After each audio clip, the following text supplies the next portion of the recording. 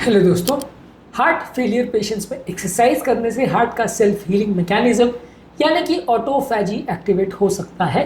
इस बारे में हमने ऑलरेडी वीडियो किया। ये ऑटोफैजी बेसिकली एक ऐसा तरीका होता है जिसमें हार्ट अपने मरे हुए या खराब काम करने वाले सेल्स को हटाता है, उसके बदले ज़्यादा एफिशिएंट, ज़्यादा अच्छा काम करने वाले सेल्स को लेके आता है। और हार्ट फेलियर बेसिकली एक ऐसी बीमारी है जिसमें ओवरऑल हार्ट का पंप फंक्शन ही कॉम्प्रोमाइज़ हो जाता है। हार्ट उतना सुचारू रूप से काम नहीं कर पाता है और कई बार खराब केमिकल्स या खराब ऑर्गेनल्स के फंक्शन की वजह से हार्ट फेलियर बिगड़ सकता है। तो ये सारी चीज़ों को इम्प्रोवाइज़ करता है ऑटोफैजी। उसको इम्प्रोवाइज़ करने के लिए हम एक्सरसाइज करते हैं, लेकिन कैसे हम एक्सरसाइज को ज़्यादा एफिशिएंट बना सकते हैं हार्ट फेलियर पेशेंट्स में, और कैसे सेफली हम एक्सरसाइज कर सकते हैं हार्ट फेलियर पेशेंट में ताकि ऑटोफैजी सिस्टम एक्टिवेट भी रहे और हार्ट फेलियर पेशेंट्स को दिक्कत भी ना आए, उनकी कंडीशन भी बेटर रहे, उनको साइड इफेक्ट्स भी ना हो। आज इस पर बात करेंगे। टॉपिक पर जाने से पहले जो लोग हमारे चैनल पर नए हैं उन्हें रिक्वेस्ट करूंगा कि चैनल को सब्सक्राइब करें, वीडियोस को लाइक करें, शेयर करें, फॉलो करें, कमेंट करें, पूरा देखिए। टॉपिक इंपॉर्टेंट है, इसे एंड तक देखिएगा। चलिए शुरू करते हैं। सबसे पहले देखिए, आपको समझना पड़ेगा कि हार्ट फेलियर के पेशेंट्स थोड़े से फ्रेजाइल होते हैं, थोड़े से कमज़ोर होते हैं, उनकी कंडीशन बिगड़ सकती है। ऐसे लिए आपको कोशिश करनी पड़ेगी कि आप बहुत अग्रेसिव एक्सरसाइज मत करिए, धीरे धीरे करके एक्सरसाइज को बढ़ाइए। लाइट एक्सरसाइज से चालू करिए, धीरे धीरे करके उसको मॉडरेट टू सिवियर इंटेंसिटी पे एक्सरसाइज पे लेके जाइए। इस मामले में आप कोशिश करिए डेली ब्रिस्क वॉकिंग करिए। स्लो वॉकिंग से इतना फायदा नहीं मिलेगा, तेज वॉकिंग करने से सर्कुलेशन इंप्रूव होता है और थोड़ा सा ऑटोफैजी या बॉडी का हीलिंग एक्टिवेट होता है। 20 से 30 मिनट तक वॉकिंग करनी है। चाइनीज फ्लूइडिक डांस जैसे टाई ची कर सकते हैं, इसमें जेंटल मूवमेंट्स होता है, इससे मानसिक तनाव कम होता है और हार्ट की हेल्थ इंप्रूव होती है। योगा कर सकते हैं, इससे भी आपको फायदा मिलेगा और ओवरऑल हार्ट का पंप फंक्शन में भी फायदा मिलेगा। इसके अलावा कुछ बैठे बैठे करने वाली एक्सरसाइज आप कर सकते हैं, ये भी आपकी मसल को एक्टिवेट करता है। कई लोग को ये परेशानी होती है कि वो चलना फिरने का काम नहीं कर सकते, बैठे बैठे का जीवन होता है, घुटने की प्रॉब्लम होती है, घुटने का ऑपरेशन हो गया, तो बैठे बैठे एक्सरसाइज कर सकते हैं। इसको सीटेड एक्सरसाइज बोलते हैं, इससे भी कुछ तो फायदा मिलेगा। इसके अलावा लाइट रेजिस्टेंट ट्रेनिंग एक्सरसाइज कर सकते हैं, 2 से 3 बार एक हफ्ते में करिए। इससे आपका मसल लॉस इंप्रूव होगा और ओवरऑल हार्ट को ताकत मिलेगी।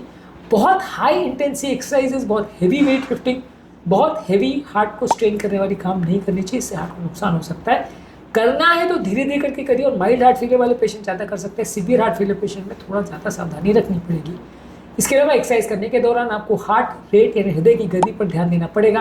हृदय की गति मैक्सिमम हार्ट रेट जो एक्सपेक्टेड है यानी 220 minus age of the patient, उसका 70% से ज़्यादा एक्सीड नहीं करना चाहिए।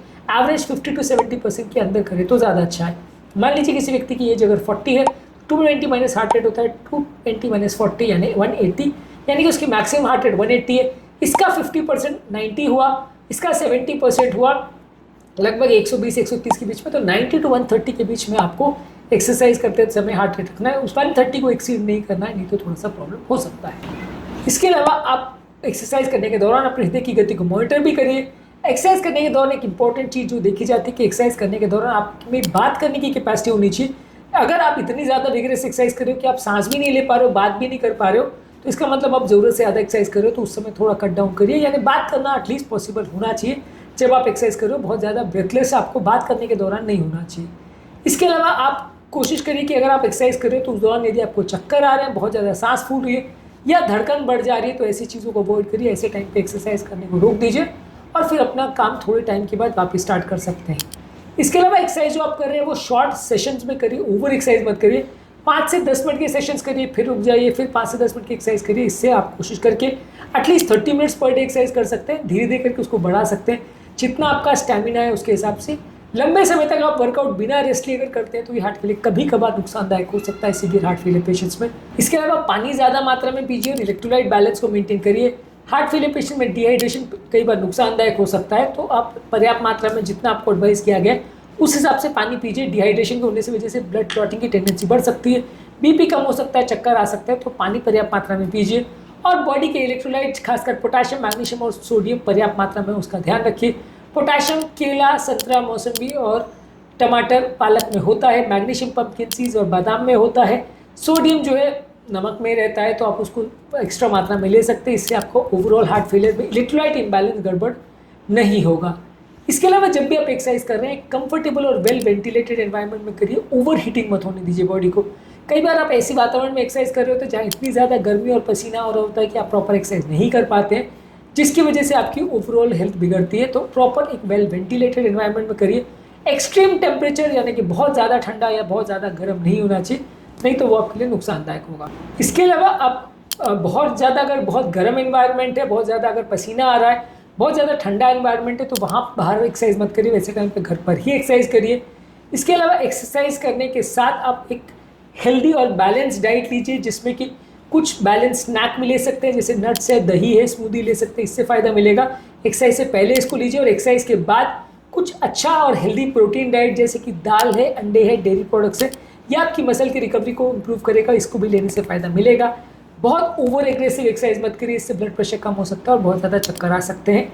यदि आपको एक्सरसाइज करने के दौरान चक्कर आ रहे हैं, बेहोश हो रहे हैं, सांस फूल रही है, धड़कन बढ़ रही है, छाती में भारीपन का एहसास हो रहा है, हाथ पाँव में सूजन हो रही है, सडन वेट गेन हो रहा है, अगर ऐसा कुछ प्रॉब्लम आ रहा है तो उसमें आपको समझना पड़ेगा कि हार्ट फेलियर बिगड़ रहा है, उस टाइम पे आपको रेस्ट लेना पड़ेगा, डॉक्टर को बताना पड़ेगा और उस प्रॉब्लम के सॉर्ट आउट होने के बाद ही दोबारा एक्सरसाइज आपको करना चाहिए। यदि आपको बहुत ज़्यादा प्रॉब्लम हो रही है, उस समय ओवर एक्सर्ट करने की कोशिश मत करिए। रूटीन व्यक्ति में अगर आपको बहुत ज़्यादा थोड़ा डिस्कम्फर्ट हो रहा होता है तो आप कोशिश करते हैं कि चलो ठीक है, पुल ऑन करते हैं, देखते हैं क्या होगा। लेकिन हार्ट फेलियर पेशेंट में कभी कभार ये काउंटर प्रोडक्टिव हो सकता है और रिस्क भी हो सकता है। इसलिए अगर आपको बहुत ज़्यादा कोई सिम्टम्स हो रहे हैं तो ध्यान रखिए, उस समय ओवर एक्सरसाइज मत करिए। इसके अलावा अगर आपको बहुत सीवियर अगर हार्ट फेलियर है तो फिर प्रॉपर कार्डियक रिहेबिलिटेशन वालों के पास जाके उनसे प्रॉपर ट्रेनिंग लीजिए, उससे आपको फ़ायदा मिलेगा। आप प्रॉपर हाई इंटेंसिटी अगर वर्कआउट करते हैं और उनसे ट्रेनिंग लेके करते हैं तो आपको ज़्यादा अच्छा फ़ायदा मिलेगा। इसके बजाय आप अगर सिंपल जिम में जाके बिना किसी डिस्कस की एक्सरसाइज करते हो तो कई बार नुकसान भी हो सकता है। तो कार्डियक रिहेबिलिटेशन एक्सपर्ट्स के पास अगर आप ट्रेनिंग ले, अगर आपको सीवियर हार्ट फेलियर है तो ज़्यादा अच्छा है। इसके अलावा आप अपनी मेडिसिन के टाइमिंग को थोड़ा एडजस्ट कर सकते हैं। एक्सरसाइज करने से तुरंत पहले बीटा ब्लॉकर जो कि देखिए गति को कम कर सकता है, और कुछ ऐसी दवाइयाँ जो ब्लड प्रेशर को कम करती है या ब्लड शुगर को कम करती है, वो एक्सरसाइज करने से पहले मत लीजिए। कई बार एक्सरसाइज करने के दौरान बीपी या शुगर कम हो सकता है, इससे आपको नुकसान हो सकता है, खतरा हो सकता है।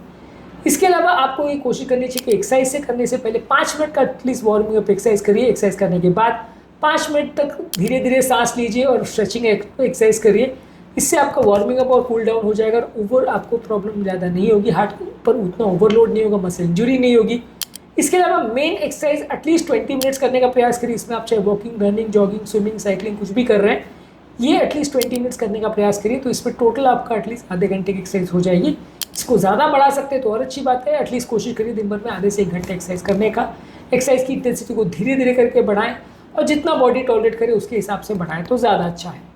आज के टॉपिक में हमने बात करी कि हार्ट फेलियर के पेशेंट्स बॉडी के सेल्फ हीलिंग मैकेनिज्म ऑटोफैजी को एक्टिवेट करने के लिए क्या क्या चीज़ें कर सकते हैं और कैसे वो सेफली एक्सरसाइज कर सकते हैं जिससे बॉडी का हीलिंग भी एक्टिवेट हो जाए और उनको एक्सरसाइज करने के दौरान ज़्यादा जोखम या रिस्क भी ना हो।